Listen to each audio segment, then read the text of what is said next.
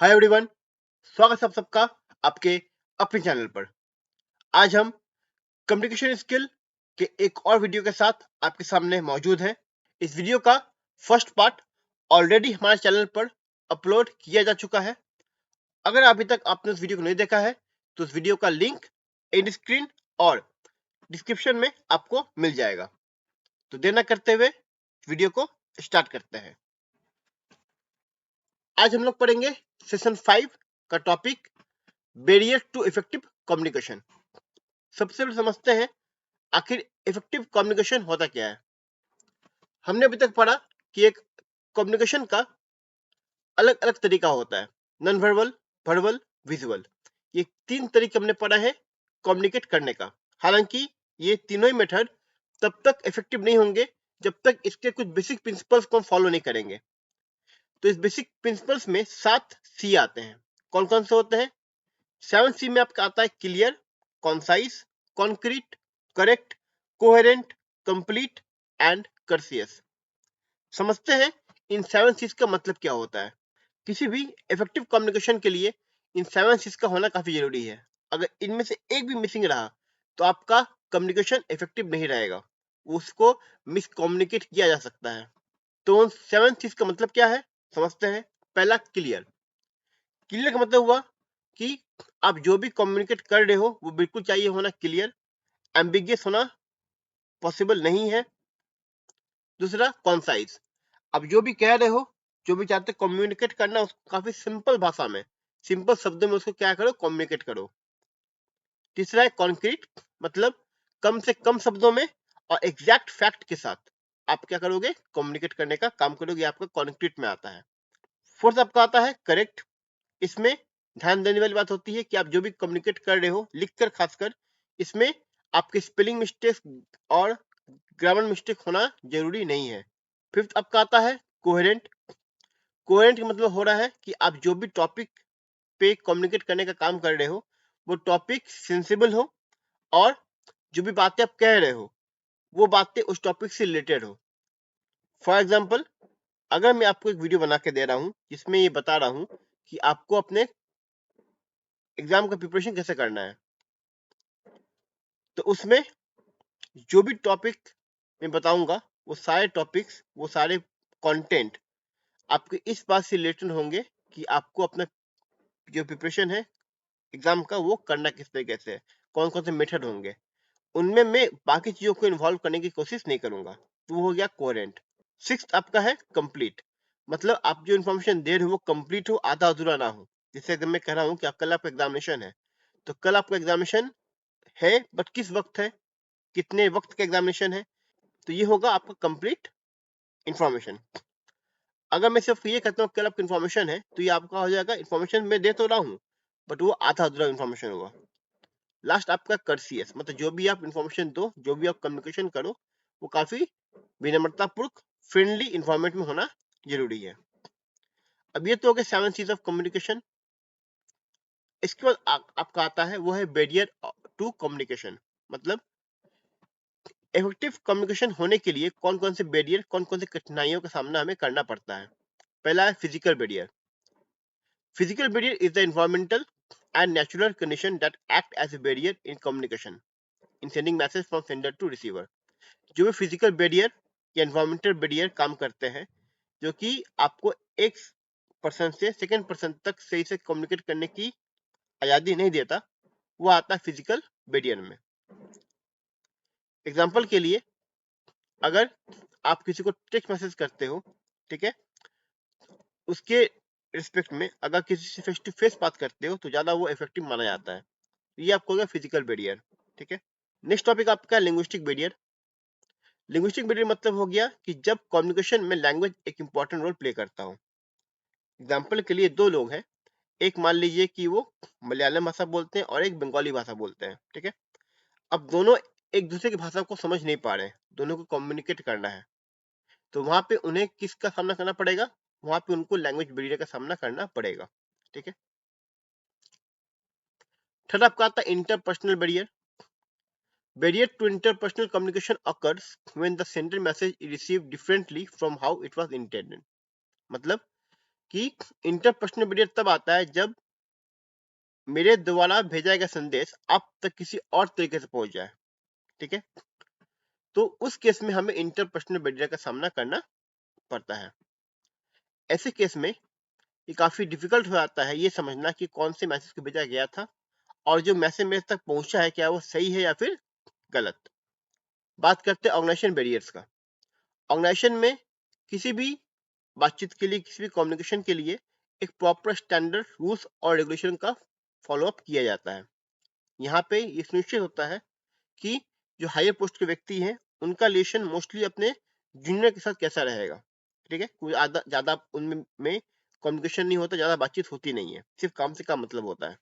तो ऐसे केस में जो है हम देखने को मिलता है कि जो इंटरपर्सनल रिलेशन है बॉस का और उनके जूनियर्स का, वो उतना बेटर हो नहीं पाता, तो उनके बीच कम्युनिकेशन सही से बैठ नहीं पाती है। लास्ट आपका है कल्चरल बैरियर्स। कल्चरल बैरियर तब उत्पन्न होता है जबकि दो कल्चर के लोग आपस में इंटरेक्ट करने की कोशिश करते हैं या एक दूसरे के प्रॉब्लम को समझने की कोशिश करते हैं। ये काफी आम है कि किसी एक कल्चर में जो चीजें खराब है वो किसी और कल्चर में काफी आम मानी जाती है। एग्जाम्पल के लिए, जब हम किसी बड़े से मिलते हैं हमारे इंडियन कल्चर में, तो हम क्या करते हैं, पैर छू के प्रणाम करते हैं, तो ये हमारा कल्चर है। वहीं अगर ये किसी और वेस्टर्न कंट्री में चल जाएंगे, वहां पे जो कल्चरल रिस्पेक्ट है वो अलग हो जाता है। वहां पे गले मिलके एक दूसरे के हैंडशेक करके क्या करते हैं, हम लोग वहां पे एक दूसरे को ग्रीट करते हैं। जब ये चीज अगर यहाँ पे कीजिए, हम अपने बड़ों से मिले, उनका हैंडशेक करेंगे, उनका गले मिले, तो हमारे यहाँ उसको बेटर माना नहीं जाता, क्योंकि हमारा कल्चर क्योंकि अलग है। तो इस तरीके से कल्चर डिफरेंस होने की वजह से भी दोनों के बीच कम्युनिकेशन होना पॉसिबल नहीं हो पाता कई बार। अब आते हैं किस तरीके से हम इस कम्युनिकेशन बैरियर को कम कर सकते हैं। खत्म तो नहीं कर सकते, बट कम कर सकते हैं। पहला है तो ये कि आपको लैंग्वेज सिंपल लैंग्वेज यूज करो, ऐसा लैंग्वेज यूज करो जो कि दोनों को समझ में आ जाए। दूसरा, किसी भी दूसरे कल्चर को लेके, रिलीजन को लेके या उसके ज्योग्राफी को लेके आप पहले से प्री एजम्पशन का थॉट मत बनाओ, ओपन रहो अपने माइंड को लेके। Try to communicate in person as much as possible, जितना हो सके आप दूसरे से फेस टू फेस या मिलकर क्या करो, कम्युनिकेट करने की कोशिश करो। लेटर वाइज या टेक्स्ट मैसेज के थ्रू कम्युनिकेट करने की कोशिश कम से कम करो। यूज विजुअल्स, ठीक है। आप विजुअल साइंस का यूज कर सकते हो कम्युनिकेशन के लिए, अपने हैंड्स का यूज कर सकते हो बेटर कम्युनिकेशन करने के लिए। अगर आपको एक दूसरे की भाषा समझ में नहीं आ रही है, उस वक्त आप ट्रांसलेटर का यूज भी कर सकते हो आपस में कम्युनिकेट करने के लिए। और लास्ट आपका सबसे इंपॉर्टेंट कि आप एक दूसरे के हर एक चीज का सम्मान करो, भाषा का सम्मान करो, एक दूसरे के कल्चर का क्या करो, सम्मान करो। और जितना रिस्पेक्ट आपको खुद के लिए, उतना रिस्पेक्ट सामने वाले को भी दो। तभी एक बेटर इन्वायरमेंट बन सकता है कम्युनिकेशन करने के लिए। देखते हैं कुछ क्वेश्चन को यहाँ पे। पहला है मल्टीपल चॉइस क्वेश्चन में, which of this is not a common communication barrier, इनमें से कौन सा जो है कॉमन कम्युनिकेशन बैरियर नहीं है। तो लिंग्विस्टिक बैरियर है, इंटरपर्सनल बैरियर है, ऑर्गेनाइजेशन बैरियर भी है, फिनेंशियल बैरियर आपका नहीं आता है। Which of this are the ways to overcome communication barrier, कौन कौन से तरीके हैं ओवरकम करने के लिए। रिस्पेक्ट ईच अदर डिफरेंसेस, सही है। यूजिंग ए ट्रांसलेटर, ये भी सही है। नॉट कम्युनिकेटिंग टू ऑल, ये बिल्कुल गलत होगा, ठीक है। Using your own language for comfort, तो ये हो सकता है। अब अगर आप चाहते हो बातचीत करना, आपको उसकी लैंग्वेज नहीं आता है, तब खुद में बातचीत करो, खुद के लैंग्वेज में, और एक ट्रांसलेटर अपॉइंट कर लो, तो ये भी सही है। बट एकदम बातचीत नहीं हो, ये बिल्कुल गलत हो जाएगा। 6 आपका राइटिंग स्किल, इसमें आपको पढ़ना पार्ट ऑफ स्पीच को लेकर बारे में। सबसे पहले बात करें राइटिंग स्किल का, तो राइटिंग स्किल का होना काफी जरूरी हो जाता है, खासकर वर्बल कम्युनिकेशन के लिए। जहाँ पे आप लिखकर अपने भावनाओं को प्रस्तुत करते हो, वहां पे आपका राइटिंग स्किल अच्छा होना बहुत जरूरी है। तभी आप अपने बातों को सही तरीके से क्या कर सकते हो, प्रेजेंट कर सकते हो, चाहे वो किसी भी भाषा में हो। अब अपनी भाषा को सही से रखने के लिए, सही से लिखने के लिए आपको ग्रामर का नॉलेज होना भी जरूरी है। तो आगे के पार्ट में हम पढ़ने वाले हैं कुछ ग्रामर्स के यूज के बारे में, जो हम अपने राइटिंग स्किल को बढ़ाने में, मतलब अपने वर्बल कम्युनिकेशन को इनरिच करने के लिए यूज करते हैं। पहला है capitalisation. We know that all sentences begin with capital letter. However, there are certain other points in a sentence where we should use capital letter. TINS is a set of simple rules that help you capitalize words correctly. Each letter in the word TINS refers to one capitalization rules as shown in table 1.7.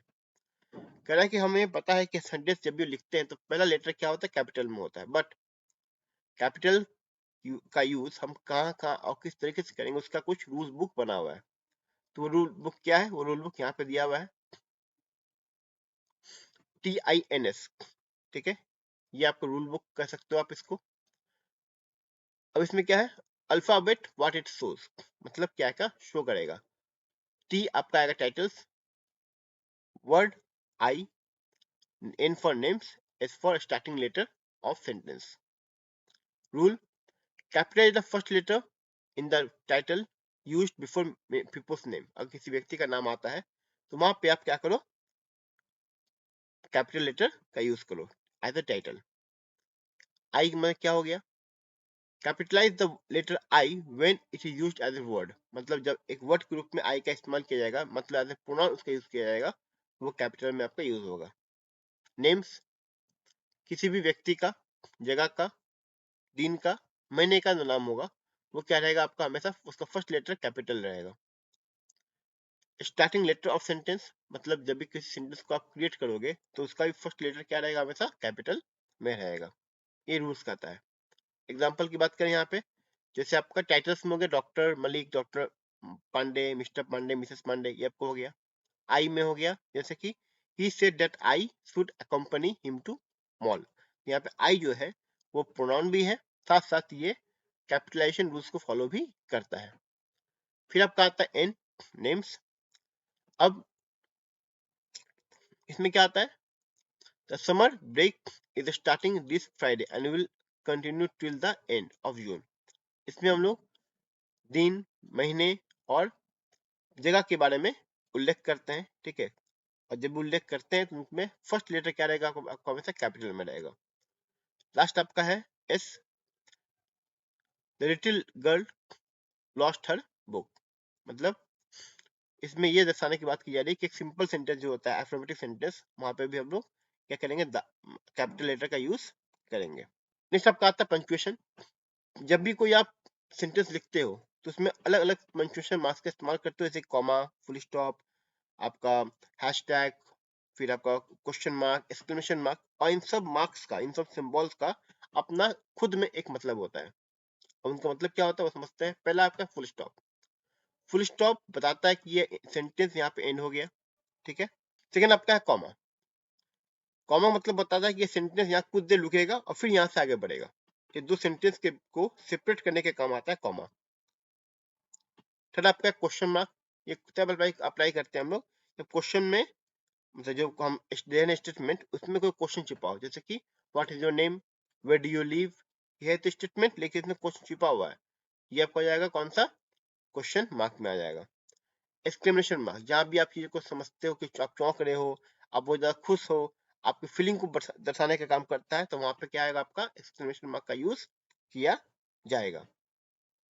फिर आपका आता है apostrophe आता है, used followed by an S to show position और belonging. जब भी हम एपोस्ट्रोफी एस का यूज करते हैं तो आप साथ में एस लगाते हैं, ये शो करता है कि उस ऑब्जेक्ट पे किसका पोजीशन है, वो किसके अधीन है। नेक्स्ट आपका टॉपिक है वो है बेसिक पार्ट ऑफ स्पीच, मतलब पार्ट ऑफ स्पीच में आपके कौन कौन टॉपिक्स को कवर अप किया जाएगा। पहला आपका आता है नाउन, फिर आपका आता है प्रोनाउन, फिर आपका एडजेक्टिव, वर्ब्स और एडवर्ब्स। ये 6 टॉपिक्स है जिसको पार्ट ऑफ स्पीच के अंदर अभी भी कंसीडर किया जाने वाला है। बात करते हैं पार्ट ऑफ स्पीच का, जिसमें नाउन के हमें पता ही है, noun is the name of any person, place और थिंग और फीलिंग, ठीक है।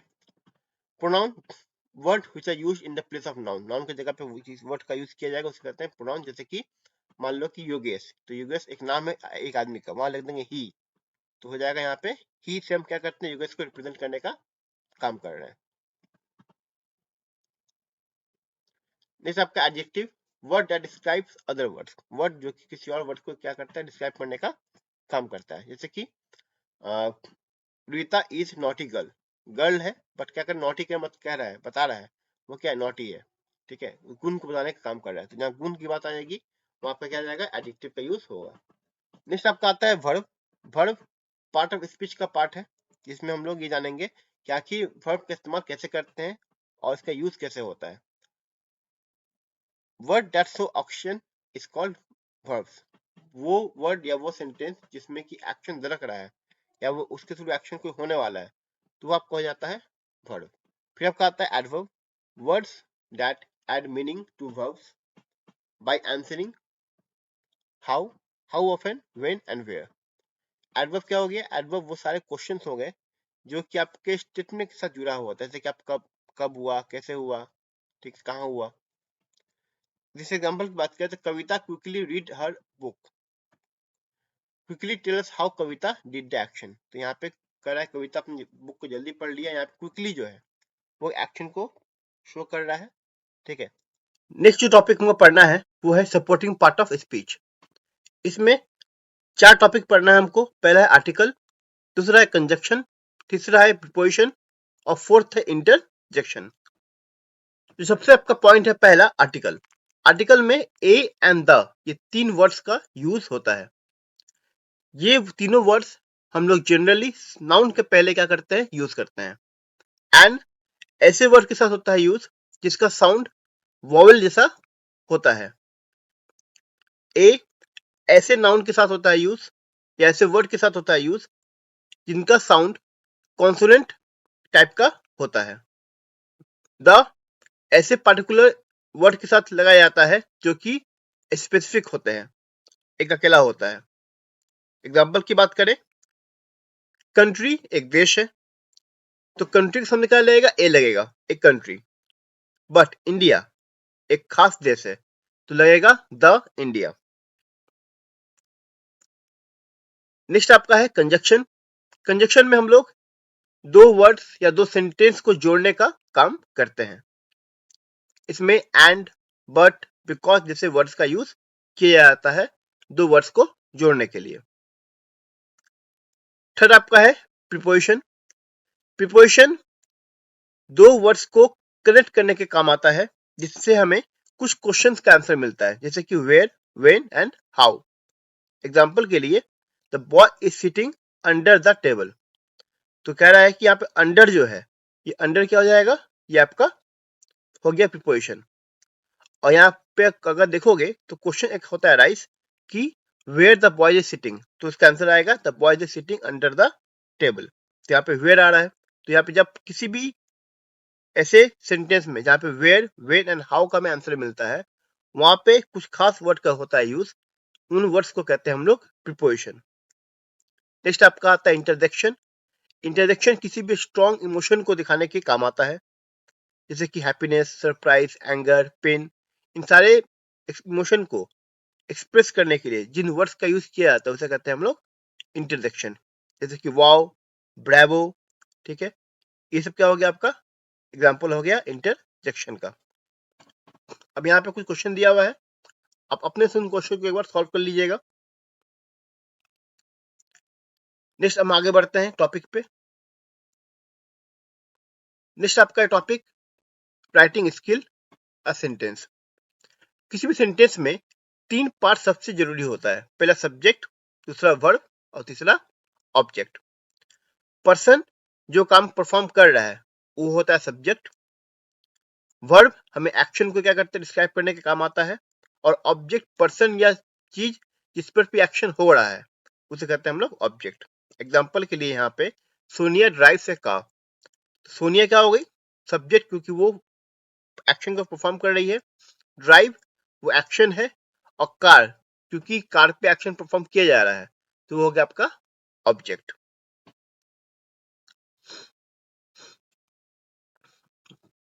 या कुछ और एग्जांपल देख लेते हैं हम लोग। ही स्वैम इन द लेक, तो ही आपका हो गया सब्जेक्ट, स्वैम हो गया क्योंकि वो एक्शन है, हो गया वर्ब, और इन द लेक आपका हो गया object. She rode the bicycle, तो सी हो गया आपका सब्जेक्ट, रोड हो गया आपका वर्ब, द बाइसाइकिल आपका हो गया ऑब्जेक्ट।